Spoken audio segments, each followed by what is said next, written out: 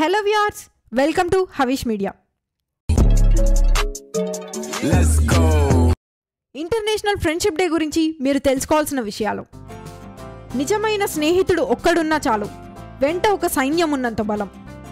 బాధలో సంతోషంలో జీవితపు ప్రతి మలుపులో వెన్నంటి ఉండే స్నేహితుడు ఉండడం ఒక గొప్ప భరోసా. నీది కాని రోజున సైతం నీ వైపు నిలబడే స్నేహితుడు ఒకడున్నాడంటే ఎంతటి వేదననైనా తట్టుకునే స్థైర్యం, ఎంతటి సవాళ్ళనైనా స్వీకరించే తెగువ ముందుకు నడిపిస్తుంది. ఇంటర్నేషనల్ ఫ్రెండ్షిప్ డే సందర్భంగా ఎంతోమంది తమ ఆత్మీయ మిత్రుల గురించి మనసులో ఇలా తలుచుకుంటారంటే అతిశయోక్తి కాదేమో. స్నేహితుల దినోత్సవం నేపథ్యంలో అసలు అదెలా ఏర్పడిందో తెలుసుకుందాం. మొట్టమొదటిసారిగా జూలై 30, 1958న ఫ్రెండ్షిప్ ప్రతిపాదన తెరపైకి వచ్చింది. అప్పట్లో వరల్డ్ ఫ్రెండ్షిప్ క్రూసేడ్ అనే ఆర్గనైజేషన్ దీన్ని ప్రతిపాదించింది. ఆ తరువాతి కాలంలో 1998లో అప్పటి ఐరాస సెక్రటరీ జనరల్ కోఫీ అన్నన్ భార్య నానే అన్నన్ విన్నీ పూఫ్ అనే కార్టూన్ క్యారెక్టర్ను ఫ్రెండ్షిప్ డే వరల్డ్ అంబాసిడర్గా పేర్కొన్నారు.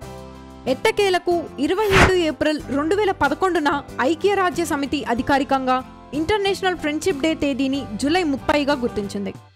అయినప్పటికీ Bharat, Bangladesh, Malaysia, UAE, US వంటి చాలా దేశాల్లో ఆగస్టు మొదటి ఆదివారం ఫ్రెండ్షిప్ డేగా సెలబ్రేట్ చేసుకోవడం ఆనవాయితీగా కొనసాగుతోంది. కేవలం వ్యక్తుల మధ్యే కాదు, దేశాలు, కమ్యూనిటీలు, భిన్న సంస్కృతుల మధ్య స్నేహపూర్వక భావనలు పెంపొందించాలన్న ఉద్దేశంతో జూలై 30వ తేదీని ఫ్రెండ్షిప్ డేగా ప్రకటించారు. కొన్నేళ్ల క్రితం వరకు ఫ్రెండ్షిప్ డే అనగానే గ్రీటింగ్ కార్డుల సందడి కనిపించేది. కానీ smart phones, internet, social media రాకతో అంతా మారిపోయింది.